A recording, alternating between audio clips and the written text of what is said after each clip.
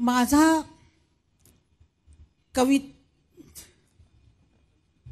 कवितेशी संबंध वयाच्या 10व्या वर्षापासून आलाय आणि साहित्य मी शिकलेली बाई नाहीये. मराठी चौथी जेमतेम केलेली बाई आहे. याच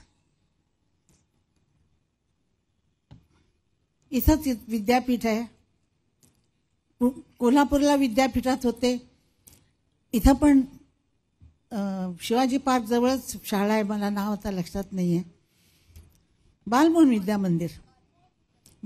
विद्या मंदिर ची तिथे मी शिकलेली आहे थोडीफार. आणि खरं म्हणजे शिक्षणानं म्हणजे खूपच विद्या मिळते आणि आपण खूप सुसंस्कृत होतो, अग्रेसर होतो.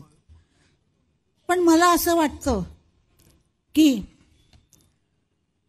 ती जी पुस्तकं बाहेर ठेवलेली आहेत राजसाहेबांनी जी पुस्तकं ठेवलेली आहेत ती जर तुम्ही वाचलीत तर खरे सुसंस्कृत व्हाल. कारण मी 10 वर्षापासून पुस्तकं वाचत आलेले आहे. खूप पुस्तकं वाचली. ह ना आपटे, नाह आपटे, खांडेकर, वि. स. खांडेकर, नासी फडके, भावे, पुरंदरे, अप्पा दांडे, जे म्हणाल ते पुस्तक मी वाचून काढलेलं आहे. माझा वाचनाचा नाद खूप होता. त्यामुळे मी तुमच्याशी मराठीमध्ये बोलू शकते.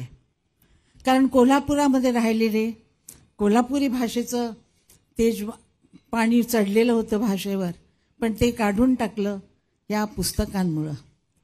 आता आपली भाषा बघा, 2 कोसावर भाषा बदलते. मराठी भाषा 2 कोसावर बदलते. घाटावर गेलं की हळूहळू भाषा बदलत जाते, पण ती गोड असते. कोल्हापूरला जाल तर तुम्ही ती भाषा कशी असते बघा. काय र कुठं चालल्यास, आता या की इकडं, चा प्या की, काही व्हायचं भाकर तुकडा खाऊन जा की, 4 सतकोर खाल्लं तर काय होतंय तू बसले, अशी भाषा असते. मी इंदोरला गेले, तिकडं काय ग तू कुठं आलीस ग, आता माझ्या घरी येतेस का ग, तू खाणार काय, जेवायला करू का, अशा माझ्या नात्यातल्या म्हणजे भाषा आहेत त्या विचारतात. अशी मराठी आहे त्यांची. तिथून मी आजोळी गेले की व माय कुठं चाली राहिनीस, आमच्या घराला चल की, अशी भाषा आहे ती खानदेशी भाषा. फक्त पुण्यामध्ये स्वच्छ भाषा ऐकायला मिळते. मला असं वाटतं की पुण्यामध्ये शुद्ध भाषा ऐकायला मिळते, कारण 75% शुद्ध भाषा आता राहिलेली आहे. 25% मुंबईमध्ये राहिलेली आहे. हे मुंबईचं नाव मी मुद्दाम घेतलं नाही तर माझ्या दारामध्ये उद्या 200 लोक येऊन बोलतात की आम्ही शुद्ध बोलत नाही होय. म्हणून मला असं वाटतं की शुद्ध भाषा ही तुम्ही वाचनामुळे होते. मला असं वाटतं की मराठी भाषा तुम्हाला जर टिकवायची असेल तर तुम्ही म्हणजे आई मराठी बोलली पाहिजे. आई ही मुलाला संस्कार देते, भाषा शिकवते. घुटीमधनच भाषा मुलाला शिकवते. दुधामधून तिची भाषा तीच असते पाहिजे. जर आईच मराठी नसेल, समजत नसेल तिला किंवा येत नसेल तर मुलगा मराठी कसा होणार, शिकणार. आणि ते आजच्या जगामध्ये इंग्लिश हे फार महत्त्वाचं आहे आणि खरंच महत्त्वाचं आहे. कारण मला माहिती आहे की फार महत्त्वाचं आहे. पण आपली मातृभाषा ठेवूनही इंग्लिश शिकलं पाहिजे. तर मातृभाषा तर येऊच शकेल ना आईनं बोलली तर मी असं सांगते की आजकाल मराठी लोक मराठी घरात न बोलताना इंग्लिशच बोलतात. हे गुड मॉर्निंग. आता आई मुलीला गुड मॉर्निंग म्हणाली, मुलगी आईला गुड मॉर्निंग म्हणाली, सुप्रभात म्हणा की, असं मला असं वाटतं. आणि मला आणखीन एक असं वाटतं की मराठी शाळांमधून, एक मिनिट,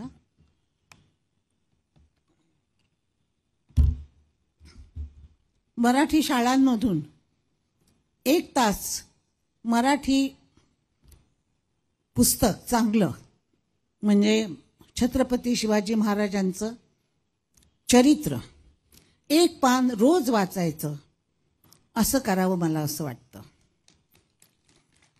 आणि ते पुस्तक आईकडे पण पोचलं करायला पाहिजे, कारण आईनं पण वाचलं पाहिजे की आपला इतिहास, खरा इतिहास काय आहे, इंग्लिशांनी लिहिलेला नाही, आपला खरा इतिहास जो पुरंदरेंनी वगैरे लिहिलेला आहे तसा इतिहास वाचला पाहिजे. माझ्या मागं इतकी शिकलेली माणसं बसलेली आहेत, सगळे पेपरचे लोक आहेत, सगळे ऍक्टर लोक इतके शिकलेले आहेत. मला का बोलवलं हेच मला कळलेलं नाही इथं, पण आता ते आले आहे तर मला ही कविता कोणी लिहिलेली आहे ते मला माहित नाही,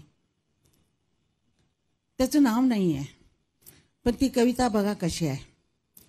जेव्हा मी नसेन तेव्हाही असेन, जेव्हा मी नसेन तेव्हाही असेन, तुझ्या पापणीच्या अवघडलेल्या एका थेंबामध्ये, आणि आजच्या सारखीच तेव्हाही हसेन आणि म्हणेन अजून मी अवघडलेली. छान आहे ना कविता? ही गुलजारींनी लिहिलेली असं वाटतं की नाही?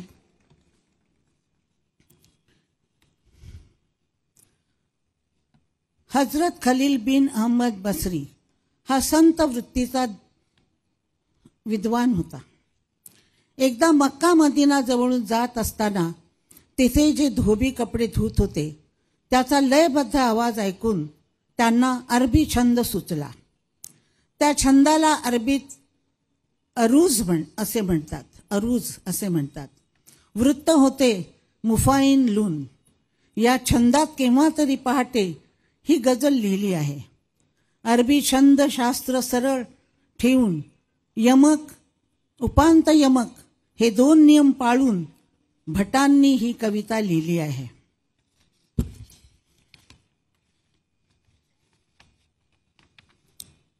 अरबी गजलाच्या तोडीची लिहिली आहे. अभिजात मराठीचे हे खास सौंदर्य आहे. ही अरबी वृत्त, छंद, रदीब, काफिया हे नियम पाळून अरबीपेक्षाही उत्कृष्ट गजल निर्माण केलेली आहे. अभिजात मराठीचे अभिजात आहे. मी तुम्हाला ही गजल कविता सगळ्यांनी म्हटल्या, फार सुंदर कविता म्हटलेल्या. मराठी भाषा इतकी लवचिक आहे, इतकी गोड आहे. मधाचा थेंब जसा कानात पडावा तसा तो ओघळत ओघळत हृदयापर्यंत जाऊन पोचतो, अशी ही भाषा आहे. या भाषेला दुधारी तलवार पण आहे. आणि या भाषेचं अवधान जर नाही ठेवलं तर कुठे अर्थ निघून जातो आणि व ऱ्हस्व दीर्घ सगळं बघावं लागतं.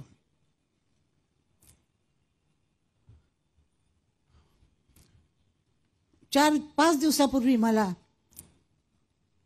राज ठाकरेंचा फोन आला आणि त्यांनी मला सांगितलं की ते एकदम म्हणजे असे उत्साहात होते, फार उत्साहात होते ते. आणि ते मला म्हणाले की अशा ते म्हटलं काय? त्यांचा तो आवाज हा एकदम खोगरा आणि घरगरीचा तो ठाकरे आवाज. त्या आवाजात त्यांनी म्हटलं, आशाताई मला तुम्ही 27 तारखेला काही झालं तरी संध्याकाळी 6 वाजता हव्यात. 60 वर्ष उशीर झाला बरं का.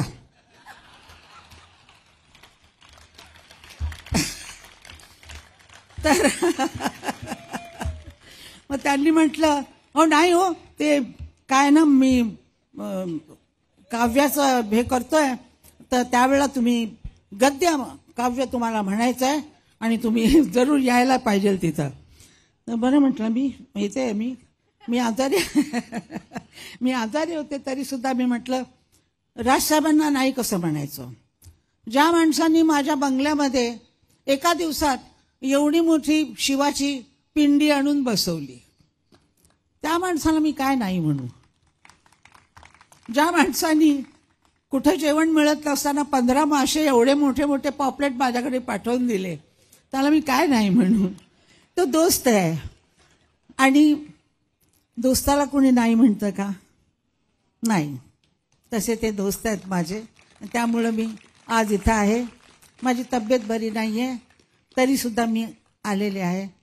आणि मला असं वाटतं की त्यांनी मला चुकून इथं बोलवलेलं असावं घाईघाईमध्ये. नमस्कार. जय हिंद, जय महाराष्ट्र, जय महाराष्ट्र.